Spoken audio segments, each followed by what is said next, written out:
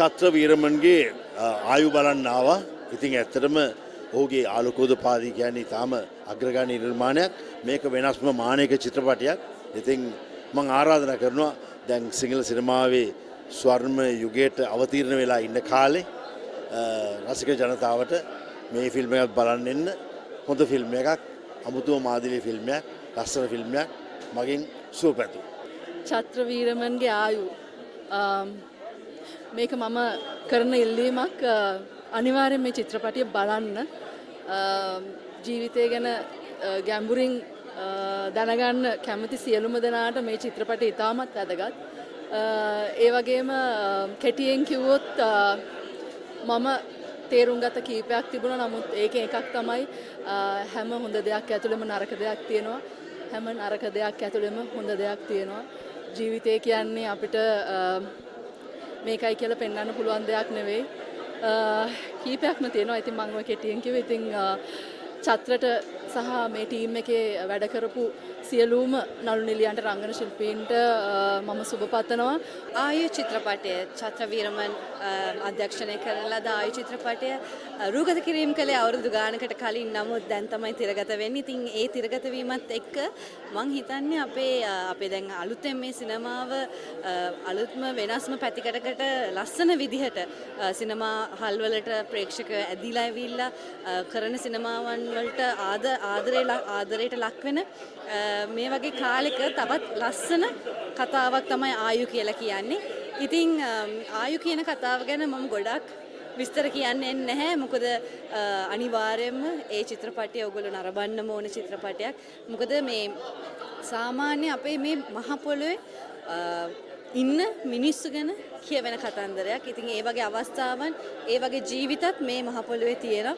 ඉතින් ඒකත් එක්ක මෙහි රඟපාන රංගන ශිල්පිනියන් සහ මේ වැඩේට මේ සිනමා කෘතියට සම්බන්ධ වෙලා ඉන්න කාර්මික ශිල්පීන් හැම කෙනෙක්ම ලොකු මහන්සියක් වෙලා තියෙනවා මේ නිර්මාණයට. ආයු මම හිතන්නේ චත්‍ර වීරමන් කියන්නේ ඊටම බුද්ධිමත් අධ්‍යක්ෂක කෙනෙක්. ඉතින් ඒක තමයි ආයු තුලින් අපිට අද බලා ගන්නට පුළුවන් උනේ. නිර්මාණයක් හැටියට තාම ප්‍රොසෙස් කරන කෘතියක් මේක. ඇත්තටම ඔඩියන්ස් එකක් හැටියට මේ නිර්මාණය ගලා යන විදිහත් එක්ක අපිව ඊටාම ඉමෝෂනල් ජර්නි එකකින් යනවා.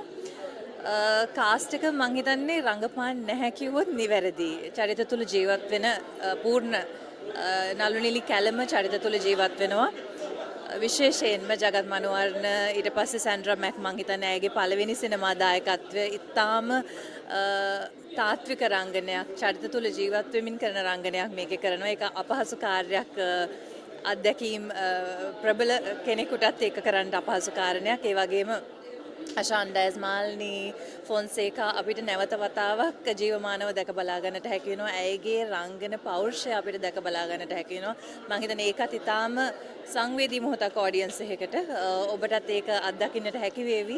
ඔබත් මේ සිනමා පටය නරඹනකොට චත්‍රට කියන්නට තියෙන්නේ චත්‍ර සිනමාවට ඊටාමත්ම සුවිශේෂී වූ දෙයක් දායක කරා. අපි නෙළුම් කුලන, ඊට පස්සේ වාලම්පෝරේ, ඒ වගේම මේ එකකට පස්සේ එකක් ආපු සිනමා කෘතීන් වලින් අපිට ලැබුණු ඒ පණ ගැන්වීම, සිනමාවට ලැබුණු ඒ පණ ගැන්වීම චත්‍ර වෙනම ආරකට ගෙන යනවා, වෙනම මාවතකට ගෙන යනවා. පණ ගැන්වීම ඒ විදිහටම තියෙනවා. නමුත් අපිට ඒ රිද්ම් එකේ ෆ්ලේවර් එක වෙනස් වෙලා නැවත දැක බලා ගන්නට පුළුවන් වෙනවා. ඒක තමයි සිනමාවක් තුළ තිබිය යුත්තේ. ශ්‍රී ලාංකේය සිනමාව මම හිතන්නේ ඉතාමත්ම විශ්මයජනක තැනකට ඇවිල්ලා තියෙනවා. ඒක වෙනුවෙන් චත්‍රට සුබ පතනවා. ඒ වගේම තවත් ඔඩියන්ස් එක සපෝට් කරන්නට ඕනේ මේ වගේ සිනමා පටවලට. එතකොට තමයි තවත් අපේ සිනමාව ශක්තිමත් වෙන්නේ. ඉතින් ඒ නිසාම එන්න ඇවිල්ලා බලන්න. මේක සුන්දර සිනමා කෘතියක්. මේක අතිශයින්ම බුද්ධිමත් සිනමා කෘතියක්. ඇත්තටම චත්‍රගේ ආයු චිත්‍රපටියේ මම ඉතාම සුළු චරිතයක්, ඉතාම කුඩා චරිතයක් රඟපානවා. හැබැයි මුලින්ම ස්තුතිවන්ත වෙනවා චත්‍රට මට මේ චිත්‍රපටයට ආරාධනා කිරීම ගැන. චිත්‍රපටයේ කුඩා චරිතයක් වුණත් මට ෆීල් වෙච්ච කාරණේ සහ මම දැකපු දේ තමයි ඒක චිත්‍රපටයේ ඊටාම සංකීර්ණ මොහොතක් නියෝජනය කරපු චරිතයක්. ඉතින් ඒ හින්දා ඒක චිත්‍රපටයට වටිනාකමක් එකතු කරන්න ඇති කියලා මම විශ්වාස කරනවා. සහ මට විශාල වටිනාකමක් ගෙනාවා චිත්‍රපටයේ ඒ වගේ මොහොතක මේ ඒ පෙනී සිටීම කරන්න ලැබීම.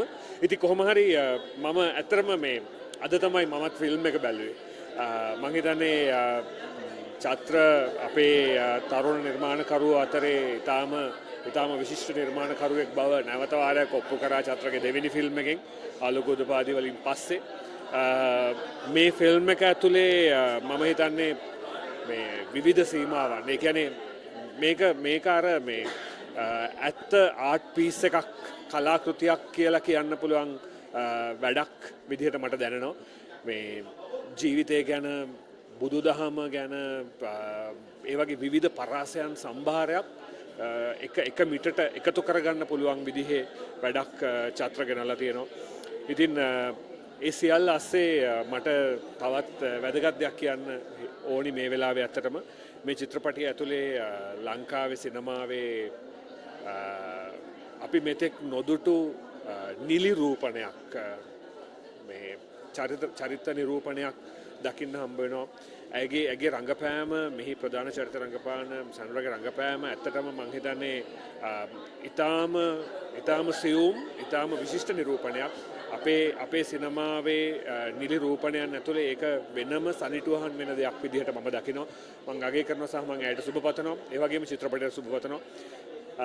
මං හිතන්නේ ලංකාවේ ප්‍රේක්ෂකාගාරය මේ වෙලාවේ නරඹන්න ඕන චිත්‍රපටියක් ආයු. එක පැත්තකින් තිසරගේ මෝඩ තරුණ චිත්‍රපටිය වෙනම කොමඩි ශානරයක් නියෝජනය කරද්දි අනිත් පැත්තෙන් වාසවගේ නීර චිත්‍රපටිය රොමෑන්ස් චිත්‍රපටියක් විදිහට අපිට හම්බ වෙද්දි ආයු ඊටාම වටිනා ෆිල්ම් එකක්. එක පැත්තකින් මම කලින් කිව්වා වගේ ජීවිතය ගැන ඉතා ගැඹුරු සංවේදනාවන් ඇති කරන විදිහ චිත්‍රපටියක්. ඉතින් ආරාධනා කරනවා ලාංකික ප්‍රේක්ෂකයින්ට මේ චිත්‍රපටි තුනම බලන්න එන්න. ආයු පොඩක් සංවේදී වෙලා ඉන්න ෆිල්ම් එක බලලා. සැබෑ ජීවිතවල කතා මහා පොළොවේ කතා හරි සංවේදී. හරිම ලස්සන කතාවක්. මම හිතනවා චත්‍ර වීරමන් හරිම ලස්සන චිත්‍රපටයක් තෝරගෙන තියෙන කතාවක් තෝරගෙන තියෙන්නේ. ඒ ඩොක්ටර්ට සලූට්. ජීවිතය අතහැරියේ නැති වුණාට හරිම ලස්සනයි. මට කියන්න වචන නැහැ. I'm really emotional. හරිම ලස්සන චිත්‍රපටයක්. ආයු ඇවිල්ලා බලන්න. චත්‍ර කාස්ට් එකම I'm sorry, I'm just lost for words.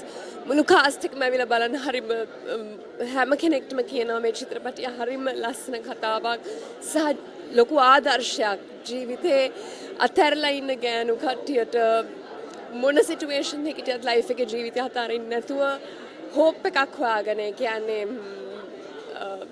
Hope එකක් ජීවිතේට කොහෙන් හරි ඇති කරගෙන ජීවිතේ අත්හරින්න නැතුව ඉස්සරහට යන්න කියන එකට හරි ලස්සන ආදර්ශයක් දෙන ලස්සන කතාවක්. සත්‍ය සිදුවීම් ඇසුරෙන් කරපු කතාවක්. ඉතින් ආයු කියන්නේ හරිම ලස්සන චිත්‍රපටයක්. හදවතට දැනෙන චිත්‍රපටයක්. ශත්‍රට මුළු ටීම් එකටම සුබපතනවා. ඉතින් ඇවිල්ලා මේ ලස්සන සංවේදී හරි ආදර්ශමත් කතාව බලන්න කියලා හැමෝටම ආදරෙන් ආරාධනා කරනවා.